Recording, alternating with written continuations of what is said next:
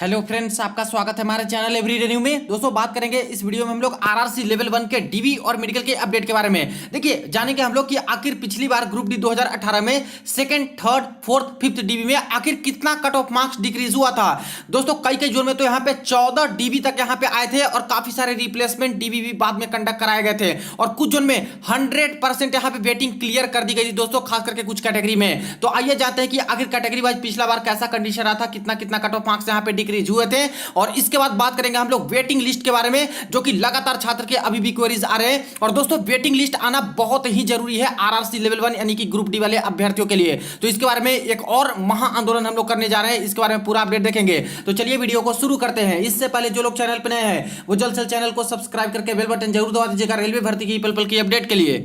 दोस्तों, सबसे पहले बात करते हैं हम लोग RRC southern railway Chennai zone के बारे में। देखिए, पिछली बार जो यहाँ पे ग्रुप डी की भर्ती हुई थी, इसके बारे में दोस्तों अभी डिटेल कुछ अवेलेबल है वेबसाइट पे, जिसमें रिप्लेसमेंट पार्ट पैनल जो आए थे, टोटल पार्ट पैनल 5 तक का यहाँ पे लिस्ट जारी किया गया है। इसमें कट ऑफ मार्क्स भी मेंशन है। देखिए, रिप्लेसमेंट पैनल क्या होती है, जब यहाँ पे छात्र सिलेक्शन लेके यहाँ पे ज्वाइनिंग नहीं करते हैं, या फिर दोस्तों जो यहाँ पे ज्वाइन करने के बाद जॉब को छोड़ देते हैं, या फिर किन्हीं की आकस्मिक मृत्यु हो गई, या फिर 1 साल के अंदर अंदर यहाँ पे कहीं और जगह पे जॉब लगी तो वहां पे चले गए, तो ऐसे केस में जो सीटें खाली रहती है उस पर रिप्लेसमेंट डीबी निकालती है कट ऑफ मार्क्स को कम करके। और चेन्नई जोन में तो दोस्तों बहुत सारे छात्र थे जो कि जॉब छोड़ के चले गए थे, इसके एवज में काफी सारे रिप्लेसमेंट डीबी जारी करवाए गए थे। तो नॉर्मल डीबी से अलग होती है, पहले तो काफी सारे डीबी लोग कंडक्ट करा चुके थे, तो उसमें काफी सारा सिलेक्शन लेने के बाद भी काफी सारी सीटें बच गई थी, जिसमें रिप्लेसमेंट डीबी बहुत सारा इनको निकालना पड़ा था। अब कट ऑफ मार्क्स पे हम लोग फोकस कर लेते हैं। देखिए, ये जो फर्स्ट यहाँ पे रिप्लेसमेंट डीवी आया था, पैनल आया था ट्रैक मेंटेनर वाले पोस्ट के लिए, तो यहाँ पे सबसे पहले नीचे देख लेते हैं कट ऑफ मार्क्स। तो ये जो फर्स्ट रिप्लेसमेंट डीवी का कट ऑफ था, ध्यान दीजिएगा, ये पहला डीवी की बात नहीं की जा रही है। डीवी तो कंडक्ट पहले हो चुके थे, फर्स्ट, सेकंड, थर्ड, फोर्थ, ये सब, ये रिप्लेसमेंट डीवी की मैं बात कर रहा हूँ। तो रिप्लेसमेंट डीवी जब आए थे बाद में, तब देखिए कट ऑफ मार्क्स कितना गया था यहाँ पे। और जब कैटेगरी का कट ऑफ घट के दोस्तों हो चुका था 68.84, उसी तरह से एससी में घट के हो चुका था 62.37, एसटी में यहाँ पे 59.92, ओबीसी में 68.71। अब इसको देख लेते हैं कि आखिर पहले पीईटी के लिए कट ऑफ कितना गया था।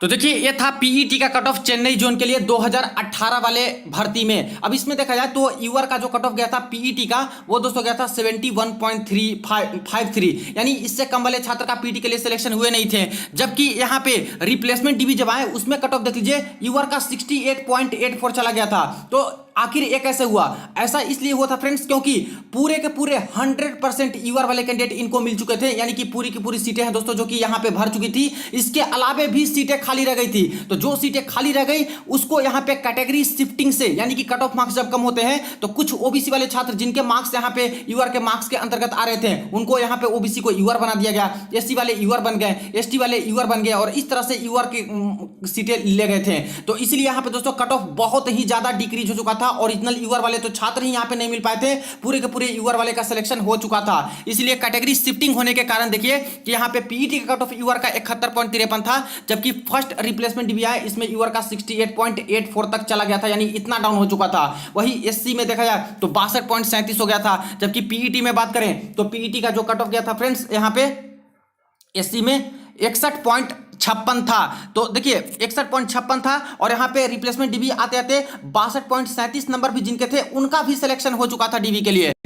एसटी में बात करें तो यहाँ पे 55.32 पीईटी का कट ऑफ था, और फर्स्ट रिप्लेसमेंट डीवी जब आए थे, इसमें देखिए कि यहाँ पे 55 से यहाँ पे एसटी का 59.92 वाले तक का सिलेक्शन हुआ था, यानी और कट ऑफ हाई था दोस्तों और रिप्लेसमेंट डीवी में, और यहाँ पे डिक्रीज हो चुके थे। तो ज्यादातर तो एसटी का क्लियर नहीं हो पाया था, और भी फिफ्थ रिप्लेसमेंट में देखेगा तो और डिक्रीज होते हुए नजर आएंगे। वही ओबीसी में बात कर लेते हैं तो ओबीसी का यहाँ पे देख लेते हैं, ओबीसी का पीईटी का कट ऑफ गया था 68.63। देखिए पीईटी में 68.63, और जब फर्स्ट रिप्लेसमेंट डीवी आए तो ओबीसी का 68.71 के आसपास हो गया। यानी समझिए फ्रेंड्स, ओबीसी में भी लगभग यहाँ पे जो वेटिंग था वो क्लियर हो चुका था रिप्लेसमेंट डीवी आते आते तक। तो यहाँ तो बहुत अच्छा कंडीशन था फ्रेंड्स कि काफी सारे छात्र का जो है वेटिंग लगभग क्लियर हो ही चुका था लास्ट तक यहाँ पे रिप्लेसमेंट आते आते। तो जिनकी अभी क्वेरीज आ रहे थे कि क्या सेकंड डीबी में, थर्ड डीबी में, फोर्थ डीबी में कैटेगरी की शिफ्टिंग होती है या फिर नहीं, ओबीसी एससी एसटी वाले को यहाँ पे ईडब्ल्यूएस वाले को यूआर बनाया जाता है या फिर नहीं अगर मेरिट में आते हैं, तो क्लियर हो गया फ्रेंड्स कि यहाँ पे category shift second third fourth fifth dB ऐसे आएंगे, उसमें भी होते हैं। रिप्लेसमेंट डीबी तक आते हैं, उसमें भी कैटेगरी शिफ्टिंग होती है। जो छात्र यहाँ पे जैसे कट ऑफ मार्क्स डिक्रीज होंगे और कुछ ओबीसी वाले छात्र, एससी एसटी ईडब्ल्यूएस वाले छात्र के अगर उस मेरिट में आते हैं तो उनको यूआर से सीटें दी जाती है, और बाकी जो ओबीसी एससी एसटी ईडब्ल्यूएस के प्रॉपर सीटें खाली रहती है उस पर proper UR proper OBC SC ST EWS को ही वो सीटें दी जाती हैं। अब दोस्तों एक दूसरे आरआरसी जोन का देख लीजिए, यहां पे मैं ओपन कर रखा हूं RRC western railway Mumbai zone का। तो 2018 का जो यहां पे कट ऑफ था दोस्तों, यहां पे तो सबसे पहले देखिए कि काफी अच्छे तरीके से बहुत डीबी ये लोग कंडक्ट कराए थे। First dB, second dB, third dB, इस तरह से करते करते दोस्तों यहाँ पे 13वीं डीबी तक ये लोग कंडक्ट कराए थे और कट ऑफ मार्क्स काफी डिक्रीज हो चुका था। जैसे ही शुरुआती में बात करें तो मेरिट काफी हाई गई थी, फर्स्ट डीबी का गया था 76.92, इसी तरह से बाद में सेकंड में घटे, थर्ड में घटे, फोर्थ में, फिफ्थ में, ऐसे घटते गए, कैंडिडेट नहीं मिले थे। और लास्ट में देखा जाए तो 13वीं डीबी आई तो यहाँ पे मात्र 71.90 नंबर के आसपास ही कट ऑफ हो चुका था यूआर का घट करके। यानी देखा जाए तो सिर्फ और सिर्फ अनरिजर्व कैटेगरी में देखा जाए फर्स्ट डीबी से लेकर 13वीं डीबी तक तो यूआर में दोस्तों यहाँ पे कितना घट चुका था, तो 5.02 नंबर तक दोस्तों यहां पे डिक्रीज हो चुका था कट ऑफ मार्क्स। निकाले तो लगभग यहां भी यूआर के क्लियर ही हो चुके थे। अब यहां पे कट ऑफ देख लेते हैं पीईटी वाली। देखिए 2018 में पीईटी का कट ऑफ कुछ इस प्रकार से गया था अहमदाबाद जोन का, जिसमें यूआर का गया था पीईटी का कट ऑफ 71.86 ये पीईटी का कट ऑफ था। और लास्ट में जब 13वीं डीबी हुई तब दोस्तों देख लीजिए कि 71.90 नंबर जिनका था उनका भी सिलेक्शन हो गया, और शुरुआती में तो 76.92 कट ऑफ चला गया था। तो देखिए कितना हाई कट ऑफ पीईटी से चला गया था शुरुआत में, लेकिन कैंडिडेट नहीं मिलते हैं धीरे धीरे और बहुत सारे छात्र जॉब छोड़ के चले जाते हैं। तो ऐसे केस में कट ऑफ घटते घटते घटते और कैटेगरी शिफ्टिंग जो होती है उसकी वजह से यहाँ पे देखिए 71.90 तक कट ऑफ मार्क्स डिक्रीज होकर चले गए। यानी कि कह सकते हो कि इस जोन से भी लगभग यहाँ पे जितने छात्र भी यूआर वाले पास थे या फिर दूसरे और कैटेगरी वाले जो शिफ्ट करके गए होंगे उनका एक तरह से यूआर में क्लियर ही हो गया था लास्ट 13वीं डीबी आते आते तक। उसी तरह से बात कर ले ओबीसी मेरिट में, तो ओबीसी का 73.16 गया था फर्स्ट स्टेज डीबी का कट ऑफ, और लास्ट में 13वीं डीबी जब हुआ तो 71.82 रह गया। यानी ओबीसी में 1.34 नंबर के आसपास दोस्तों यहां पे डिक्रीज हो चुका था। अब देखिए कट ऑफ मार्क्स तो डिक्रीज हो रहे हैं, ओबीसी में बहुत कैंडिडेट होते हैं तो धीरे धीरे बहुत कम कम डिक्रीज होता है, और 13वीं डीबी तक भी जाते जाते दोस्तों मात्र 1.34 नंबर के आसपास डिक्रीज हुए थे। तो उस समय ध्यान दीजिएगा कि वेटिंग लिस्ट का प्रावधान मात्र 5% था। पहले 50% वेटिंग लिस्ट कराती थी रेलवे, लेकिन बाद में कोरिजेंडम करके इसको 5% कर दिया था। अगर 50% के आसपास रहते दोस्तों वेटिंग लिस्ट तो और ज्यादा क्लियर होने के चांसेस रहते हैं और ज्यादा रिप्लेसमेंट डीबी आने के चांसेस रहते हैं। इसलिए फ्रेंड्स इस बार बहुत ज्यादा डिमांड हो रही है छात्रों की तरफ से कि वेटिंग लिस्ट आनी चाहिए ताकि जल्द से जल्द छात्र का यहां पे क्लियर हो सके। दूसरी चीज ये थी कि जब यहां पे फर्स्ट डीबी से लेके 13वीं डीबी तक कंडक्ट कराएं तो यहां पे दोस्तों 2022 तक लगा दिए, 2018 की भर्ती को 2022 तक लगा दिए धीरे धीरे करते करते, क्योंकि हर एक डीबी में कम से कम 2 से 3 महीना तो ले ही लेते थे सारा कुछ डीबी कंडक्ट कराना, इस वक्त पैनल देना, इसके बाद डिवीजन अलॉटमेंट ज्वाइनिंग करते करते फिर से सीटें खाली गई तो फिर से third dB, fourth dB, fifth dB, 6, 7, 8 इस तरह से करते करते तो बहुत ज्यादा समय यहाँ पे लगता है, टाइम कंज्यूमिंग होता है। प्रीवियस वीडियो में मैंने आपको बताया था कि यहाँ पे जब वेटिंग लिस्ट दे देते हैं तो तुरंत 2 से 3 महीना के अंदर अंदर सारा वेटिंग क्लियर कर सकते हैं, बहुत सारे छात्र का क्लियर कर सकते हैं जैसे जैसे जॉब छोड़ के जाएंगे या फिर ज्वाइन नहीं लेंगे तो, वरना ऐसे सेकंड फोर्थ फिफ्थ डीबी ऐसे आते हैं तब तो यहां पे काफी लेट लगने वाला है, धीरे धीरे करके करेंगे। तो वही नेक्स्ट बात कर रहे हैं हम लोग एससी कम्युनिटी में, तो एससी वाले का देख लीजिए यहाँ पे फर्स्ट डीबी का मेरिट लगा था वेस्टर्न रेलवे से 66 नंबर पे, और लास्ट में 13वीं डीबी आई तो यहाँ पे 64.38 नंबर तक वाले का भी सिलेक्शन हो गया था। यानी देखा जाए तो यहाँ पे एससी कम्युनिटी में दोस्तों 1.62 मार्क्स तक डिक्रीज हो गया था। नेक्स्ट देख लीजिए यहाँ पे बात करें एसटी में तो 64.88 पहले कट ऑफ था, और 13वीं डीबी में 63.37, यानी एसटी कम्युनिटी में यहाँ पे 1.51 नंबर तक डिक्रीज हो गया था। और समझिए उस समय लगभग 6000 के आसपास की सीट थी, जबकि इस बार तो करीब करीब 10,000 के आसपास वेस्टर्न रेलवे मुंबई जोन में सीट है। कई जोन में वैकेंसी 9,000, 10,000, 7,000 के समथिंग है, जो कि पहले के तुलना में ज्यादा है। तो इस बार ज्यादा ही कट ऑफ मार्क्स कम होने के चांसेस रहेंगे। और दूसरी कंडीशन ये भी है दोस्तों कि इस बार एनटीपीसी में भी बहुत सारे छात्र का सिलेक्शन हुआ है। यहां पे और सारे रिक्रूटमेंट में स्टेट गवर्नमेंट के एग्जाम का, क्योंकि 4 साल तो डिले कर दिए तो कई सारे छात्र का अलग अलग होगा या फिर कई अच्छी जगह पे होंगे, तो डीबी मेडिकल तो कंडक्ट कराने आएंगे, लेकिन हो सकता है कि मन बदल ले, यहां पे सिलेक्शन ना लें, तो ऐसे केस में जो सीटें खाली रहेंगी उसके बाद में और कट ऑफ मार्क्स डाउन होने के चांसेस इस बार रहेंगे। तो ये देखा आप लोगों ने कि 13वीं डीबी तक जाते जाते कैटेगरी वाइज कितना कितना कट ऑफ मार्क्स डिक्रीज हुआ था किस किस कम्युनिटी से।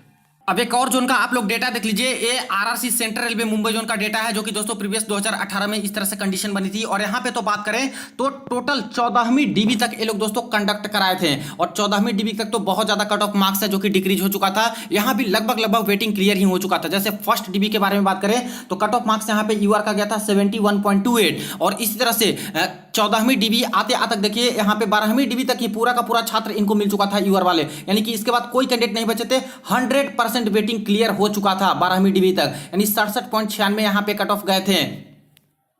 देखिए ये थी मुंबई जोन की 2018 वाली पीईटी कट ऑफ, जिसमें यूआर का पीईटी का कट ऑफ गया था 67.96। और लास्ट में जो यहाँ पे 12वीं डीबी हुई थी, 12वीं डीबी में 67.96 नंबर वाले छात्र को बुला लिया गया, यानी कि पूरे के पूरे जो लास्ट सेलेक्टेड कैंडिडेट थे उनका भी दोस्तों बाद में जब 12वीं डीबी तक गए धीरे धीरे कट ऑफ कम कर करके, तो इस तरह से दोस्तों यहाँ पे इनका क्लियर हो चुका था। तो देख लिया आप लोगों ने प्रूफ कि यहाँ पे यूआर में सबसे ज्यादा डिक्रीज होते हैं कट ऑफ मार्क्स, और लगभग सभी छात्र का यहाँ पे क्लियर हो ही जाता है यूआर कैटेगरी में। जबकि कैटेगरी शिफ्टिंग भी चांसेस देखने को मिलता है फ्रेंड्स की कैटेगरी शिफ्टिंग भी होती है। जैसे चेन्नई जोन में देखा कि कितना ज्यादा और भी कट ऑफ मार्क्स यूआर से भी कट ऑफ मार्क्स डिक्रीज हो चुके थे कैटेगरी शिफ्टिंग होने के कारण।